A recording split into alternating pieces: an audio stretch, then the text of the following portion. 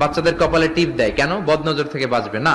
বাচ্চাকে ঘর থেকে বের করার আগে সূরা ফালাক সূরা নাস পড়ে ফু দিবেন, আয়াতুল কুরসি পড়ে ফু দিবেন। বদনজর থেকে বাঁচাবে কে? কালো টিপ দিবেন না তো। অবাক করা কাণ্ড, আমি আমার বাসার একটা অনেক পুরাতন অ্যালবাম ঘাটতে ঘাটতে দেখি আমার 7-8 বছরের বা 6-7 বছরের একটা ছবি, আমার কপালের দিকে এরকম কালো টিপ দেওয়া। আম্মারে ধরলাম, ঘটনা কি, কালো টিপ দিছো কেন? কয় তোর নানি কইছে। নানিরে ধরলাম, ও নানি তুমি এই কথা কইছো কেন? কয় তোর বড় আম্মা কইছে। বড় আম্মা মইরা গেছে, আর খুঁজা পাই না।